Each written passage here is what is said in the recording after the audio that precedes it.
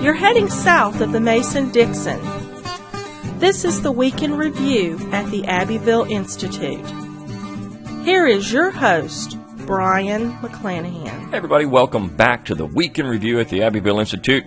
Glad to have you back. This is episode 22, covering April 11th through April 15th, 2016. We got a lot to talk about this week. It's been a pretty interesting week in the news and also at the Institute itself. So we'd like to start with reminding you that our summer school is coming up in June. If you haven't already signed up for it, you should. It's June 12th through 17th, 2016. It's the 14th annual summer school, and it's being held at Seabrook Island, South Carolina, as usual. And the topic is the Southern Tradition and the Renewal of America. So a lot of great material for you. It will be a very good time. It's not just your typical academic conference, and I think people need to know that. I mean, there's other things going on here. For example, you will have a visit to a plantation home, the home of Thomas Lynch Jr., who signed the Declaration of Independence, and you'll have a nice talk there. So it's a day-long visit to that particular plantation, and so there's also other events going on during the week.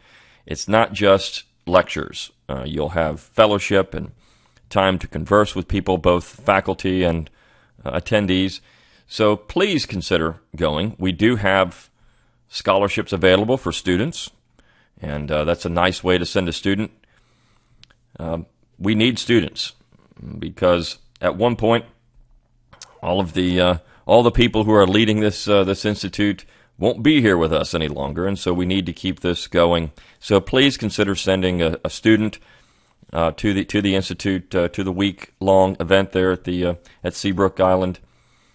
It is a good time. So, and I think the topic is amazing. The Southern Tradition, the Renewal of America. It's a great topic. What can the Southern Tradition provide for America in the future?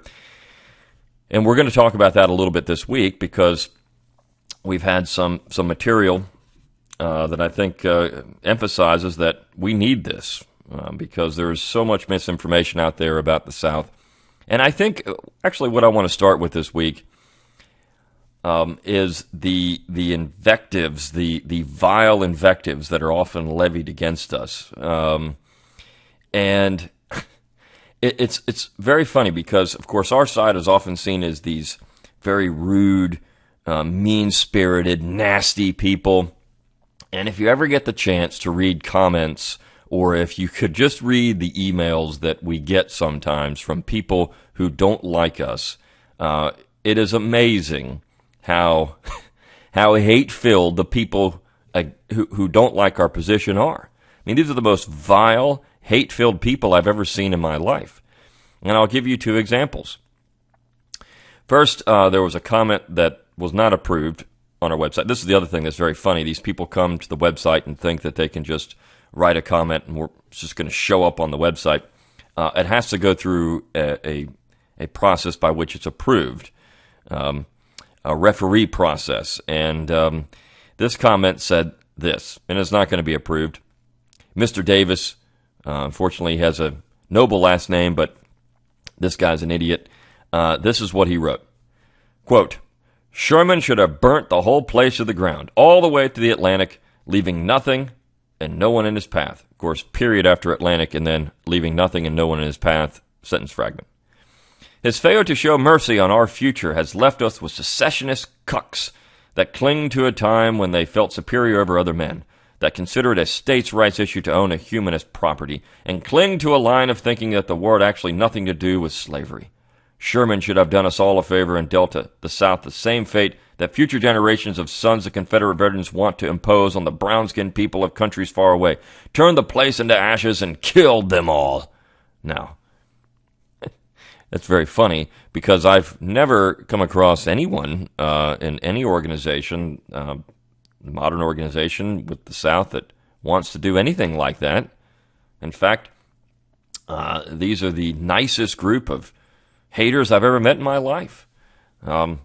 It's quite funny that Mr. Davis has this opinion because I'm sure he's never attended any of these events and doesn't know anything about them. But hey, this is hate, He wants Southerners exterminated. Exterminated. He's saying it. Now, how do you think this would go over if anyone from our side wrote something like this on a website? He wants Southerners absolutely exterminated. And then people are openly saying this. There was a Washington Post piece written by famous Cortland Malloy, who's in the game of essentially race baiting. But there are some comments there under that where these people, again, openly say that essentially Southerners should die. First comment, problem is not too many Confederate memorials. Problem is not enough Confederate cemeteries. Grant and Sherman failed us here. So again, we didn't kill enough Southerners. Even Malloy suggests that we should take down the name of Jefferson Davis Highway and call it Nat Turner Highway. Right. The guy that slaughtered 60 people, innocent people, children. We should name a highway after this guy.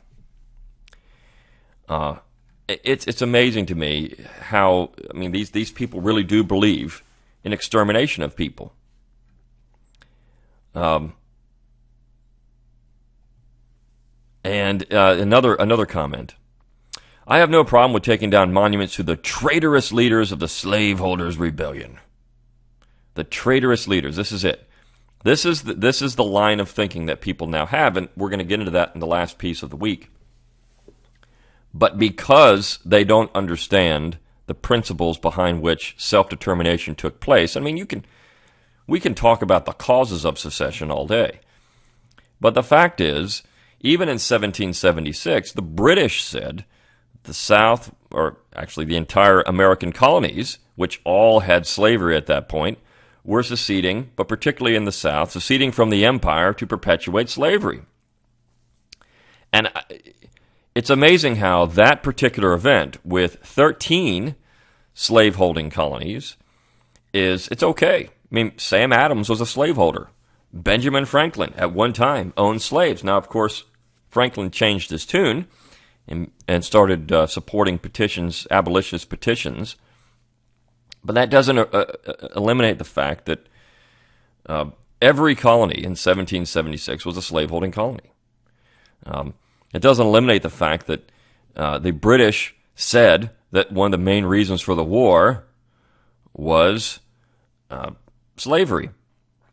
And yet that part of the story is not discussed because it doesn't fit with the Northern narrative of cultural superiority because they don't even know their own history.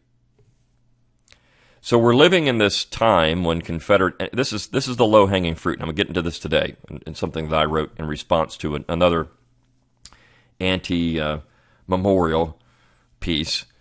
But this is the low-hanging fruit, and it's only going to get worse. Again, look at the vitriol in these comments against this stuff. The people that are supporting, here, you read some of the things that people are writing about this. My great uncle's name was on the Appomattox statue, and he died fighting for a perceived injustice, federal overreach, and states' rights. He fought for the ideal that a man should pursue his own destiny and fortune, black or white, without federal mandates.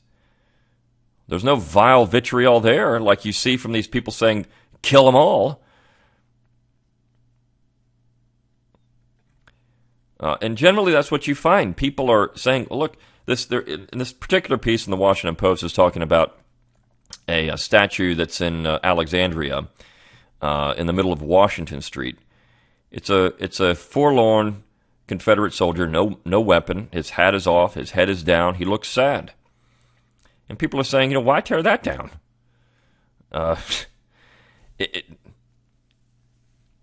This is nothing more than a cultural pogrom against the South.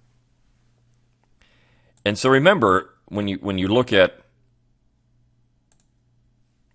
these things, and you see that the other side is so mean-spirited and hateful. They really are. It's amazing to me how the side that wants to keep these things up, how the side that's supporting these monuments, there's no hate, there's no invectives, there's nothing. It's just we want to remember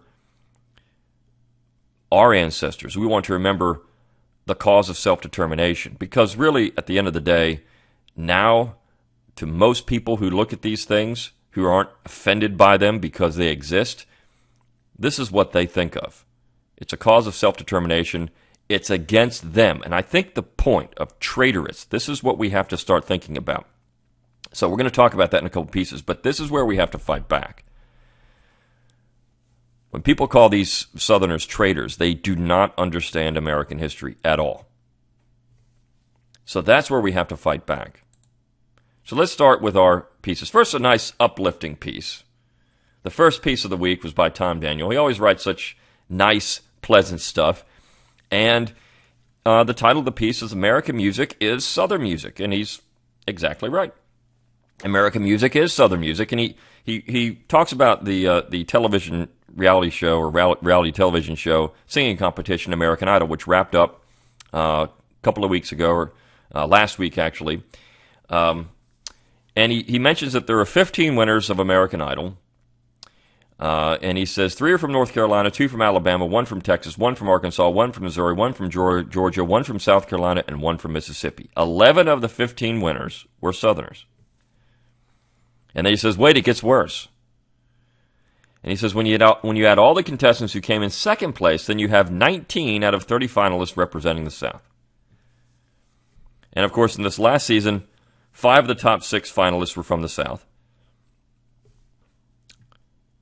And he says, in fact, there were only 2 seasons out of all 15 that did not have at least one Southerner in the finale. So he points out that the South really dominated the show. And that this is something that Northerners can't stand. And then he has a very interesting statement. The Southerners keep slaughtering the competition and the music shows because all the music belongs to us. What is rock and roll is a blend of country music, rhythm and blues, and black gospel. The first rock and roll star was a kid named Elvis from Tupelo, Mississippi.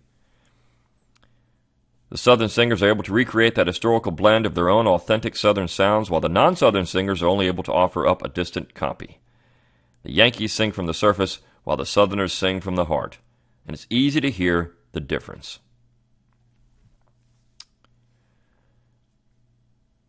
He concludes, Yankees spared no expense to beat us over the head with lies about their abundance of culture and our lack thereof. They leap to every opportunity to eradicate Southern culture and promote their own, but when it comes to music, Yankees don't stand a chance. It must kill them to know that practically every genre of American music comes from the South. Blues, jazz, folk, country, bluegrass, Cajun, R&B, soul, rock and roll, funk, zydeco, sacred harp singing, ragtime, rockabilly, Southern rock, etc., etc. American music is Southern music. And then, as Tom often does, he says, however, if it will make the Yankees feel better, I do have some old statues standing in my flower bed that they can come knock over. So, he's right. You know, this is something we do try to promote on the website, and the next piece is also that particular way, that there really was a vibrant Southern culture, even to this day. This idea that Southern culture was backwards and did not exist, even Southerners perpetuated this myth at times, that there was nothing there, that the North was the only cultural bastion in the United States. It's just completely hogwash. It's preposterous. But this is what we're often taught. In fact, if you take an American literature course, you're going to get a heavy dose of Northern literature.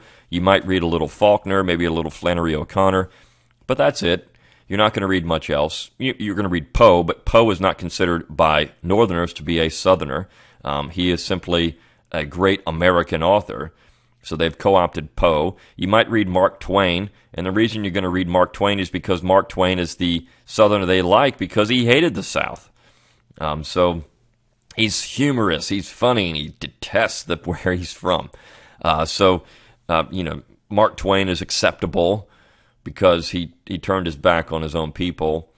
I think that's where you see the line drawn. You know, if any Southerner is proud of being from the South, well, that's just not acceptable. You just can't be that way. The only Southerners that are accepted are those that critique the South and pick on the South and talk about the South the way that Northerners like to talk about the South.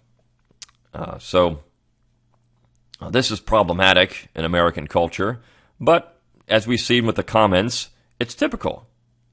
This is typical. This is what happens when you have an entire culture, as Susan Mary Grant pointed out in her book, North Over South, with a northern idea of America, which in so many ways is wrong, has been unchecked for the last 150 years because the South couldn't do it. And they tried. I mean, there's times when the South tried to stop this march of centralization and cultural imperialism, but it's been a rearguard action, and you're just trying to hold on to. It's like the ocean lapping at the shore and eroding the sand. I mean, it's going to happen. It's just we've been trying to fight it by adding sand here and there, but that sand keeps getting pulled back away. But this is why the Abbeville Institute exists, because pumping that sand into that bar is important. You got to keep trying, and maybe one day with the internet, we'll have enough people that understand this and are willing to stand up for it. The second piece we ran this week was entitled The Ireland of the Union. It's about Richard Henry Wilde. And most people don't know who Richard Henry Wilde was. But at one time, he was regarded as one of the finest American poets of his day. He was actually born in Ireland, but then lived in Georgia. He was a Democratic Republican and later Jacksonian Democrat in the House of Representatives.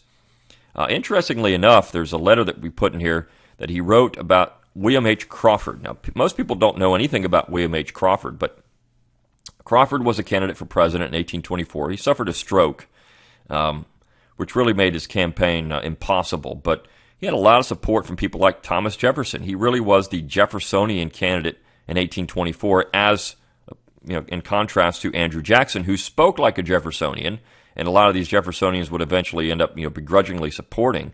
But Jackson did not govern like a Jeffersonian. Lord Byron actually called the poem that we put here, My Life is Like the Summer Rose, the best poem to come from the United States. And Lord Byron is considered to be the figure in the Romantic period when it comes to poetry. But Wilde was really a Renaissance man. He was a poet, a student of law. In fact, he taught law at Tulane University, an astute social and political critic. And the thing that's interesting about Wilde is that he already considered, after 1824, in 1825, he said, the South is the Ireland of the Union, and the game was rigged in Washington, D.C. He saw the two parties as one at that point, and what they wanted to do was enrich themselves at the expense of the Constitution. He wrote this in 1825. 1825. Here we are in 2016. We all see what's happening. People were pointing this out, particularly the Jeffersonians, in 1825. In fact, Thomas Jefferson had written in 1824, after Crawford was defeated. This is a quote from Thomas Jefferson. Quote, I confess that what we have seen in the course of this election has very much dampened the confidence I had hitherto reposed in the discretion of my fellow citizens. The ignorance of character, the personal partialities, and the inattention to the qualifications which ought to have guided their choice augur ill of the wisdom of our future cause. In 1824. Looking, too, to Congress, my hopes are not strengthened. A decided majority there seem to measure their powers only by what they may think or pretend to think for the general welfare of the states. All limitations, therefore, are prostrated in the general welfare in name, but consolidation in effect is now the principle of every department of the government. Jefferson wrote that in 1824. 200 years ago, practically. And my gosh, this is what we're seeing every day. It's depressing, really, when you start looking at this stuff and saying, these people knew it was happening 200 years ago, and here we are 200 years later, and we've got an even bigger mess. So I'm going to read My Life is Like the Summer Rose, and then I'm going to read a letter that Wilde wrote to General David Blackshear in 1825. So the poem is not long, but here we go. And Hopefully you like my poetry reading. I did it last week. Going to do it again this week. So here we go. My life is like the summer rose. My life is like the summer rose that opens to the morning sky, but ere the shades of evening close, is scattered on the ground to die. Yet on the rose humbled bed the sweetest dews of night are shed. And if she wept, the waste to see, but none shall weep a tear for me. My life is like the autumn leaf that trembles in the moon's pale ray. Its hold is frail, its date is brief, restless, and soon to pass away. Yet ere that leaf shall fall and die, the parent tree will mourn its shade, the winds bewail the leafless tree, but none shall breathe a sigh for me. My life is like the prints which feet have left on Tampa's desert sand. Soon as the rising tide shall beat, all trace will vanish from the sand. Yet, as if grieving to efface all vestige of the human race, on that lone shore loud moans the sea, but none, alas, shall mourn for me. Now you can look at this poem in two ways. You can look at it as he's saying this is his life. It's a very depressing, very depressing portrayal of his own life. People will mourn the loss of a rose or the loss of the beach, the loss of an autumn leaf. They're beautiful, but no one's going to mourn him. But you can also look at this poem like the South. A beautiful culture that's getting swept away. As I mentioned before, the sands are eroding. The footprint on the sand, it's eroding. And it seems that no one will mourn for it. But there are those who are mourning for it. If you listen to this podcast, you're mourning for it. Those who write for the Abbeville Institute and who contribute to the Institute and who attend the conferences, they're mourning for it.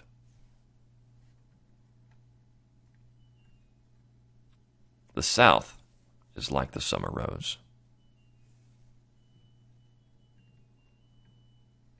Wilde also wrote a letter to General David Blackshear in 1825, and this is what he wrote.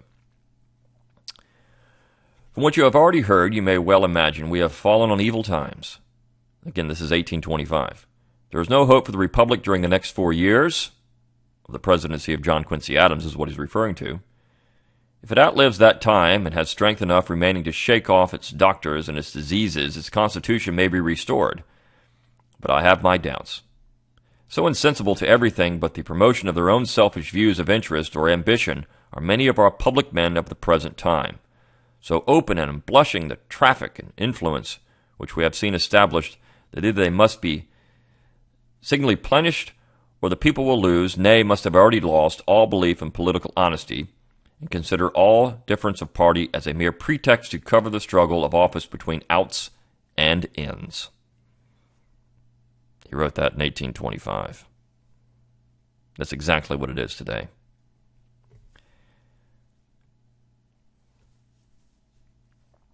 So I'm going to skip down a couple other things he said. This much is certain. Let the materials be compounded as they may, we have nothing to hope for from the general government. Our claims for militia service for the removal of the Indians are not treated with common decency. A refusal to do us justice is accompanied with a careless contempt of our rights and of the obligations of the Union to us, such as no man would use who had the least regard for the reputation of this government. The Southern states are already the Ireland of the Union. I pray God that ere long we may not realize all the bitter consequences of the policy which has made us so. And he wrote that in 1825. It's amazing that so many people, Jefferson himself, knew what was happening. And, of course, this is Jefferson's birthday week. They knew what was happening, and yet they couldn't stop it. And here we are in 2016. The onslaught is coming at us again. And it's hard to stop. So Wednesday, April 13th, was Thomas Jefferson's birthday. And we republished a piece that Clyde Wilson had written in 1993. This is the 250th anniversary of Jefferson's birth. And he talks about how Jefferson has basically been lost. And he says in 1993, no one noticed.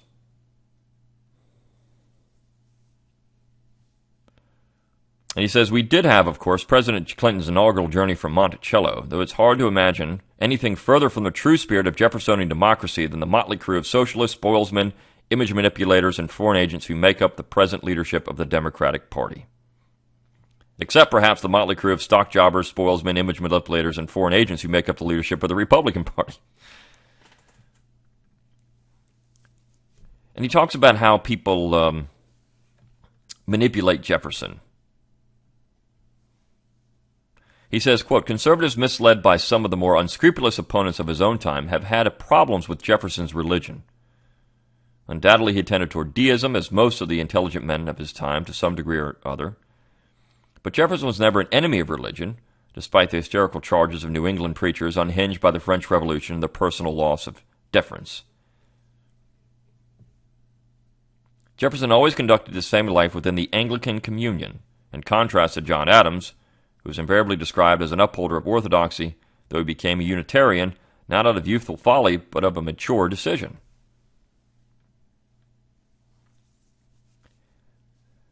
Likewise, Jefferson's educational system has been praised and condemned as the progenitor of our modern public school establishment. But the debased system we have comes from Prussia by way of New England reformers Horace Mann and John Dewey. Its rationale is egalitarian and regimented progress. The goal of Jefferson's proposed educational system was excellence and the rescue of talent from obscurity for the good of the Commonwealth. Which is true. The process, whereas New Englanders took over the Jeffersonian mantle, the process reached culmination in the 1850s when a new party stole the name of Jefferson's party, Republican, to cover a platform of business subsidy, abolitionist agitation, and Puritanism, all the things that Jefferson abhorred. It would never have occurred to him that his own personal philosophical position could be employed by very different men as an ideological juggernaut to coerce his fellow citizens by federal force. Jefferson, the public man, led and reflected a public consensus, not an ideological program. It was very clear to his own generation and the subsequent generation or two, and those parts of the country that followed him, what that consensus was. Jefferson and his friends came to power in opposition to the economic and moral imperialism of Hamilton and his friends, a program of taxes, manipulation of the economy for the inevitable benefit of a few and the burden of the many, moral dragooning of the population, and involvement in foreign power politics. It was this threat that Jefferson and his friends put down and kept down for half a century, the happiest era of the Union.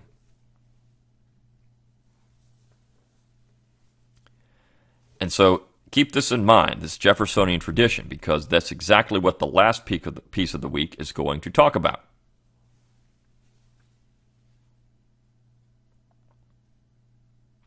This was the platform of Jefferson, the leader who postponed Hamiltonian calamities to the Republic and who was loved by the preponderance of the American people in his own time and long after. It is that Jefferson we need and who is our greatest asset against high-handed elites who oppress the people in the name of equality and popular rule. It is that Jefferson who said, quote, there is a natural aristocracy among men. The grounds of this are virtue and talent. And, quote, I am not among those who fear the people. They, and not the rich, are our dependents for continued freedom. And to preserve their independence, we must not let our rulers load us with perpetual debt. We must make our election between economy and liberty, or profusion and servitude.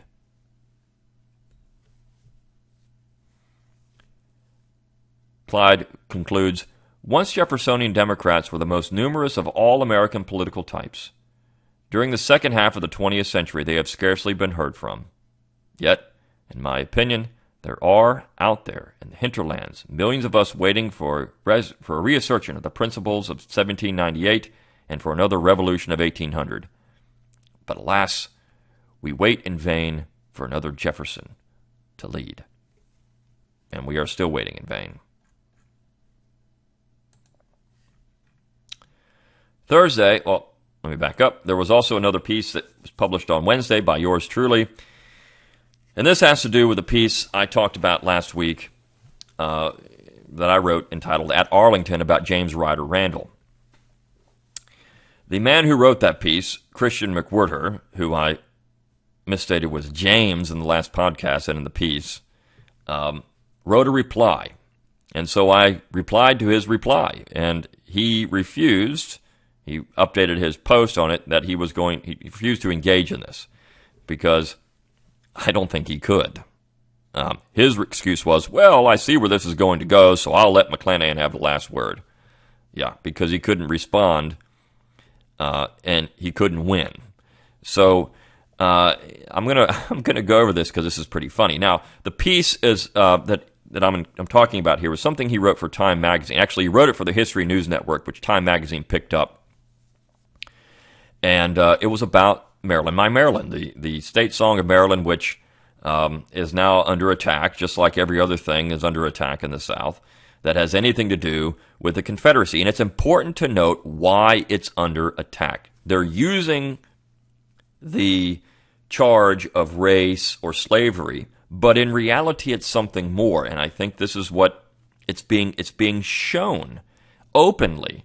This is what it's about. When you hear people say, we need to get rid of this stuff because it's traitorous, this is the point. It has nothing to do with race and slavery. That's just a cover for what they really want to do. So McWhirter begins, he wonders in his piece when the neo-Confederate crowd would respond to his article. So it only took him one sentence to use that tired pejorative neo-Confederate to try to undermine my position and everyone else's position who opposes him. To people like McWhirter, anyone who disagrees with the modern program against all things traditionally Southern has to secretly pine for a return to the 1860s. And then he questions my research skills because I misstated his name, which I'll get into in a minute. But that was the one mistake in my piece. So then I go into all the mistakes in his, and I've attached, his piece in mine. So going out there and look at it, it's quite interesting. So he takes issue at one point in his piece with my labeling him and mine a Lincoln apologist by arguing that he barely mentions Lincoln in his article. Now, this is disingenuous. In fact, I say that his real problem in his entire rebuttal is reading comprehension, consistency, and honesty. So this is being very disingenuous, because according to his byline at Time, McWhirter is an assistant editor for the Papers of Abraham Lincoln and editor of the Journal of the Abraham Lincoln Association. He also uses Lincoln as his avatar on his blog. I think that constitutes a Lincoln apologist, even if you don't mention Lincoln in your article. It's clear this is your hero. From here, McWhirter jumps into a discussion of the term dissident. If you listen to the last podcast, this is what he calls the song. It's dissident. This is why he opposes it. It's dissidence. It's dissidence. You can't have dissidence. That's bad. And so he says, he argues, this is what he says. The term dissidence is often used to describe opponents of authoritarianism, but then he contends that obviously wasn't my meaning in the article. Really? To whom was it obvious? If you're using the term dissident in relation to Maryland, My Maryland, and then you complain the song is pro-secession, that's dissidence. I don't know what definition he wants to use. It's what magical and hidden definition he's using. Maybe he needs a thesaurus or a dictionary. I mean, this would come in handy, I think. Then he states that I suggest all this action, meaning dissidence, is good. And again, reading comprehension is a real problem here. I actually wrote that it seems dissidents are those usually on the right side of history. And I'm not understanding when usually became synonymous with all. I mean, I can say that Lenin was a dissident, but he's not a good guy. Of course, we can find examples of when dissidents are no good, particularly when it comes to the left. They're usually the bad dissidents. But the real crux of his argument is that the state of Maryland should not use Maryland, My Maryland as the official state song because, this is from him, Maryland didn't secede during the Civil War and thus has never claimed to be independent from the United States.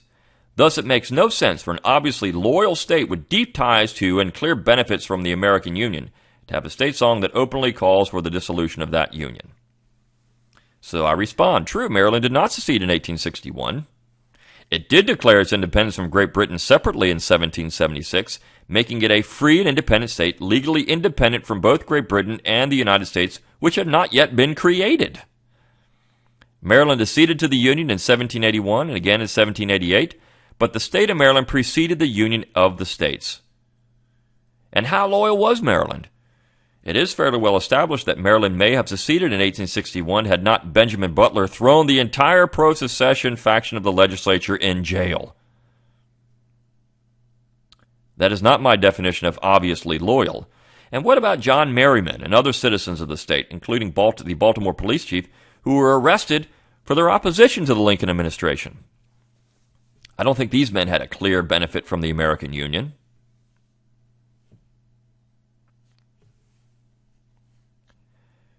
McWhorter then claims that I argue the Confederacy had nothing to do with slavery. I never said that.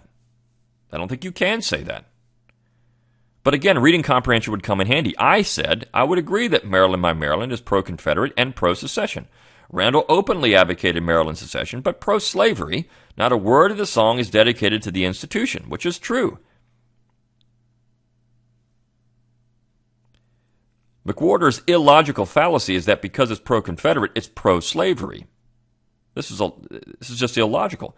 Randall only penned the poem in response to the federal invasion of Maryland. How is that a defense of slavery?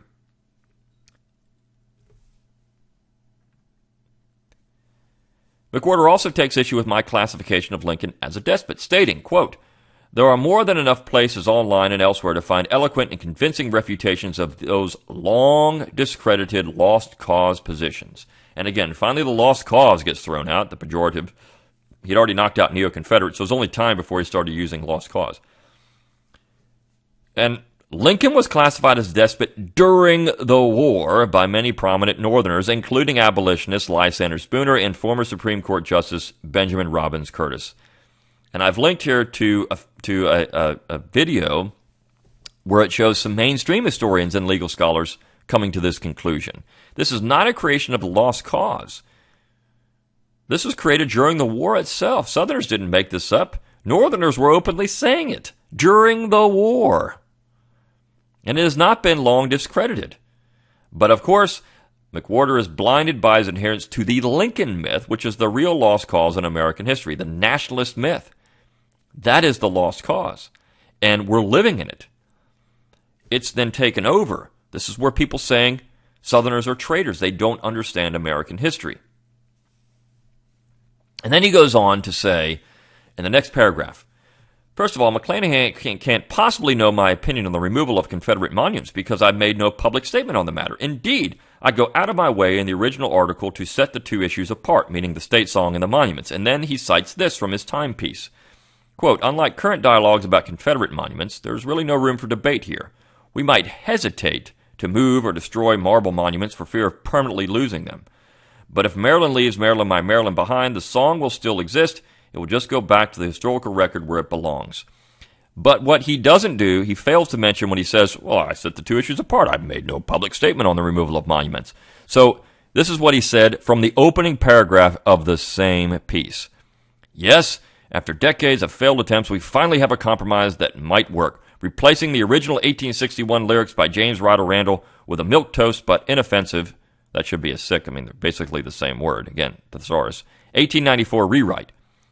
It's a big step and part of the broader movement to remove, replace, or recontextualize public displays of pro-Confederate or lost cause memory across the nation. It's a big step and part of the broader movement to remove, replace, or recontextualize public displays. Up to this point, these efforts have paid more attention to monuments and building names, but Maryland, My Maryland certainly deserves such scrutiny That is only setting the two issues apart by about 500 words. Now, hesitate is the key word in the first. He's saying, well, we hesitate. A hesitation is a pause before an ultimate action. The action in this case being the purging of Confederate symbols. And I've seen no such hesitation on the part of anti-monument people. It can also mean a reluctance to do so, but from his opening paragraph, it's clear McWhorter is not reluctant to take part in a, quote, broader movement to remove, replace, or recontextualize public displays of pro-Confederate or lost cause memory. That is a public statement on the issue. And by the way, the original title of the piece when it ran at the History News Network was, What Took Maryland So Long?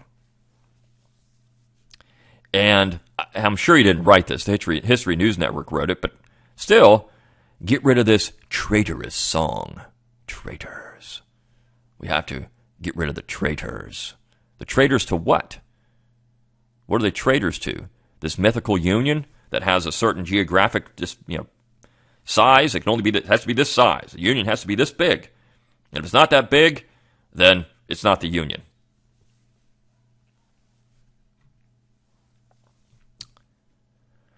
And he closes his piece with a poor attempt at humor coupled with a concurrent display of unwarranted hubris. And he says, apparently if my imaginary version of me and my PC buddies change the song and remove these monuments, we won't just alter the country's historical landscape, we'll erase the very ideas of self-determination and opposition to authoritarianism. He says, I had no idea I, or Maryland, my Maryland for that matter, wielded such enormous power. It's like McClanahan's the Uncle Ben to my Peter Parker. This is a reference to a Spider-Man movie. So here we have Spider-Man, the great intellectual film of the 20th century, entering this fray. Who knew that I had the strength to obliterate democracy itself? Here I just thought I was pointing out how absurd it is for a loyal state, again, sick, to have a song defying the existence of the federal government. But I'm actually summoning the horrifying Orwellian dystopia of political correctness and blind deference to authority. My God, what have I done? And so then I conclude. I never said McWhorter himself wielded such enormous power. I thought so little of him that I incorrectly substituted James for his first name, and I never placed such high emphasis on his work. Hubris, even if it was an attempted joke. But I think McWhorter unknowingly admits why these symbols are under attack. It's not racism, of which the North was in no short supply, or slavery, for as the ardent neo-Confederate, lost cause partisan James McPherson has pointed out, the vast majority of Confederate soldiers did not fight for the institution. No. Confederate symbols are under attack because they represent resistance to authoritarianism and centralization, the true definition of dissidence. After all, the inscriptions on many of these monuments erected long after the conclusion of the war say as much. They also exemplify nonconformity with Lincoln's America and a belief in self-determination. By default, removing them finally, permanently, and shamefully confers the slander of traitor and treason to their cause, the same cause which created the American states in 1776. You will be assimilated. McWhorter openly takes issue with Maryland, my Maryland, because it is dissident. Even if he wants to, he cannot alter the definition of the word or his original line of attack. And if ultimately McWhorter's piece is an example of the current political climate, and as such should be discussed and refuted. Confederate symbols and monuments are the low-hanging fruit for the modern PC crowd. But what happens when they're gone? Where does the mob go next? No one can rightly believe that political correctness will end there. If they do, they're not paying attention. Simply writing Trump and chalk on a college campus is now viewed as a violation of a safe space. This is the silencing of opposition. It's the same thing that was happening in 1798 when the Federalists passed a sedition law trying to silence free speech so they could win an election. It is the silencing of opposition. It is the silencing of, quote, dissidents. And you look at what the invectives being used are. It's traitorous. These are traitors. It's treason. These are dissidents. They have to be assimilated. One of the comments of that Washington Post piece was, I know what we should do. We should name it Traitor Jefferson Davis Highway. You see, it's not about slavery, really. It's about opposition to them. And they can't stand it. because if that still exists, if this idea of states' rights or self-determination or local self-government still exists, they lose, because their entire platform, and I'm not just talking about Democrats, this is also Republicans, as Dr. Wilson pointed out in his piece, their entire platform is centralization. They lose.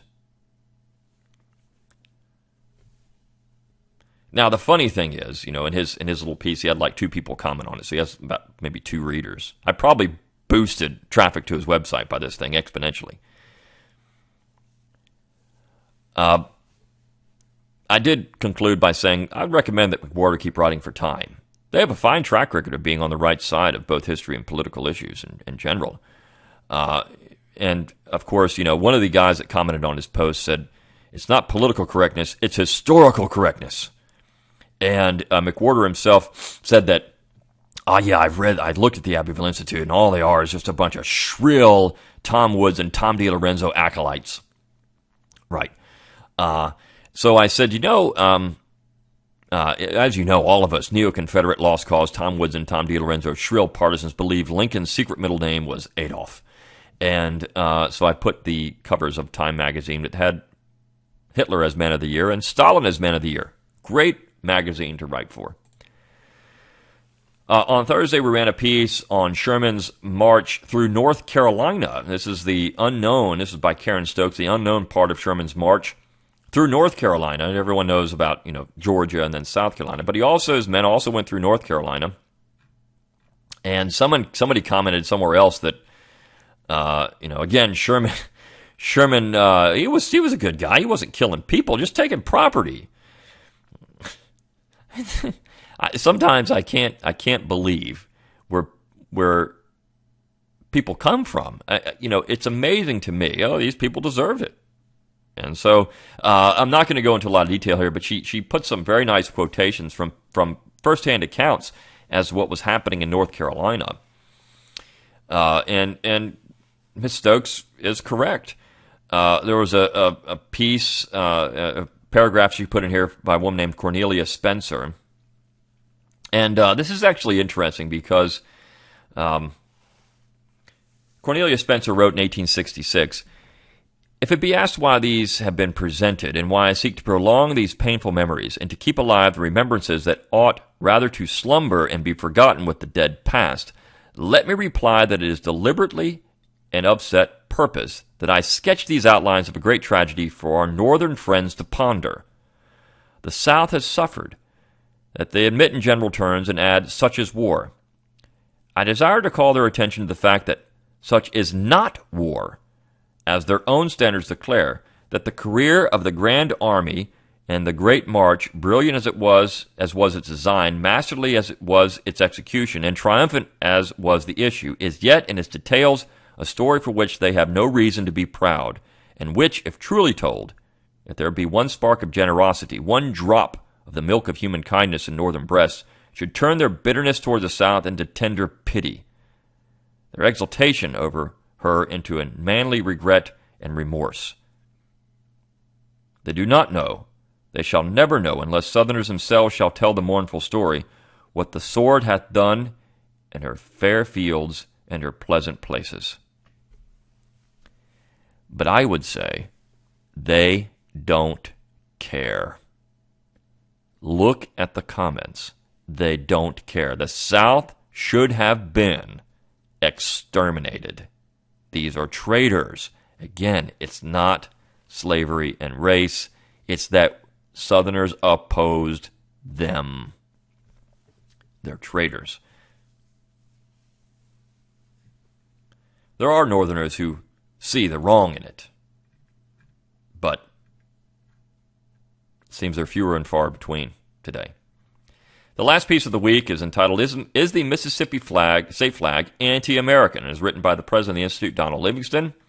And this has to do with a story that came out a couple of days ago where there's a United States District Judge named Carlton Reeves, and he's considering a lawsuit brought about by Mississippi attorney Carlos Moore to rule that the state flag of Mississippi is unconstitutional because it is anti-American, meaning it symbolizes secession and slavery. So again, it's anti-American. In fact, this is what Judge Reeves said.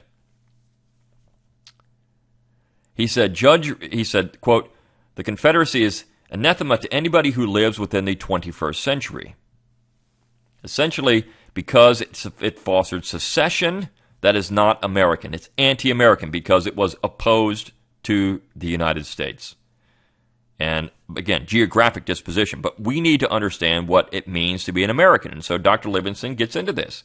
Americans, there are two different visions of America. There's a Jeffersonian and Lincolnian America.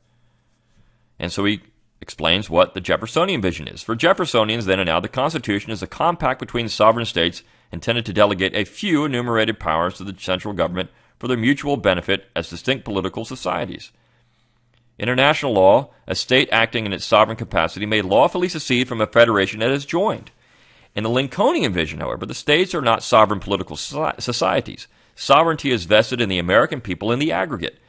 Lincoln compared the states to counties in a unitary state. Just as a county cannot lawfully secede from an American state, so a state cannot secede from the Union. It was with this argument that Lincoln launched the bloodiest war of the 19th century, not to free slaves, but to prevent 11 American states from forming a federation of their own so as to free themselves from being ruled by a northern industrial ruling class seeking hegemony on the continent. And he says, if anyone is American, Jefferson is, and if anyone is an American, Lincoln is, yet their visions of America are incompatible. And then he asks which one is true. And Dr. Livingston goes on to say, the historical record of how the Constitution was formed overwhelmingly supports the Jeffersonian vision. We have forgotten that the Jeffersonian vision more or less dominated North and South from Jefferson's election in 1800 up until Lincoln's invasion of the South in 1861. And he points out that Northerners were behind this vision as well. He said, this Southern-led Jeffersonian America was a remarkable place. Americans lived nearly free of federal taxes and federal debt. Today, Americans are burdened with taxes, onerous regulations, and groan under a $20 trillion debt. This is possible because, having rejected state nullification and secession, the central government can define the limits of its own power.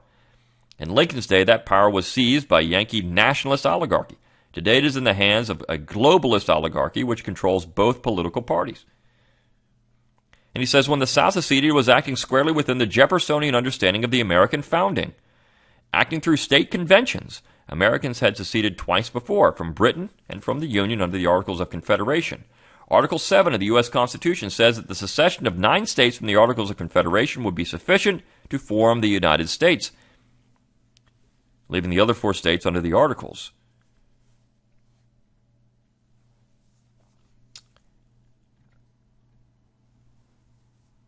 He says the peaceful division of the Union by the action of sovereign states was thoroughly American. It wasn't anti-American. It was the best solution to all the many problems confronting a clear dysfunctional federation of states in 1861, including the problem of slavery. Indeed, abolitionists had argued that secession of the North from the South would be sure to set slavery on the road to extinction. The Union had expanded to 4 times its original territorial size in only 60 years. It was simply too large in territory for Republican self-government.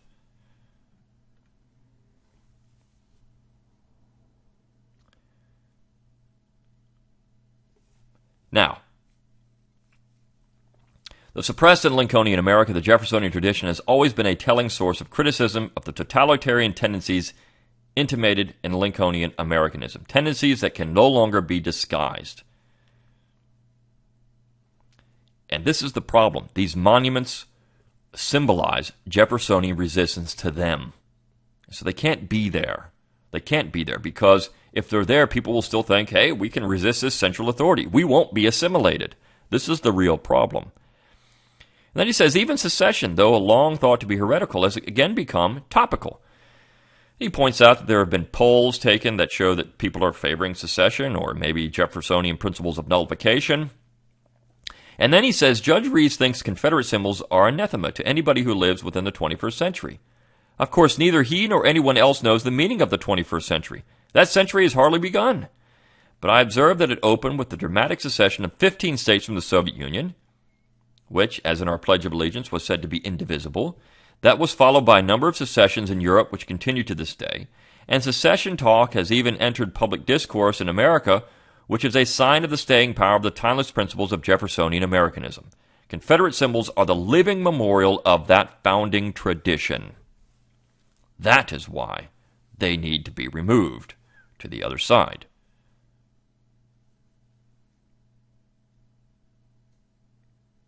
Mr. Moore, Judge Reeves, and our current ruling class have self-imposed blinders when they survey the American political tradition. They can see hardly anything but slavery and racism. It is one thing to have a just concern for wrongs done in the name of race. It is a pathological problem to be obsessed with those wrongs. Confederate symbols, Dr. Livingston concludes, express the timeless truth of the founding Jeffersonian Americanism. They were embraced by Northerners and Southerners prior to the Lincolnian Revolution.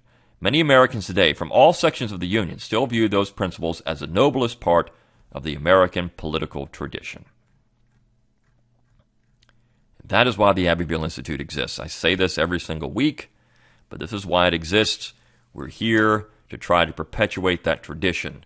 Not only Southern culture, which is important, whether it's literature, music, art, we do those things, but it's also important to recognize that what can we get? What is true and valuable in the Southern tradition? And this piece hits that home. It is that spirit of self-determination, of small is beautiful.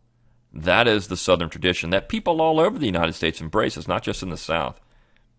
In fact, I would say sometimes Northerners are doing it better than we are today. If you look at green farming and self-sustaining agriculture and some of these things, which are really popular in places like California, really popular in California. I think that some people are doing it better. They just don't know what it is. They don't realize that is the Jeffersonian tradition. So please support the Institute. We exist on your generous contributions. We can't exist on our own. If you're so inclined, go onto our webpage. Go to memberships. Become a member. Less than $5 a month gets you a membership. And you can help us keep doing this podcast. And as our influence grows and as we get more users and more people visiting our website, we have to keep updating our online presence, and that does take money. It takes money to put on conferences. It takes money to do things that are of an educational nature. We need your support. So please contribute. And please, if you have anything you want to write, submit it to the Abbeville Institute website. Go to article submissions and submit something there. Help us explore what's true and valuable in the Southern tradition. We can't do it alone. Until next time, good day.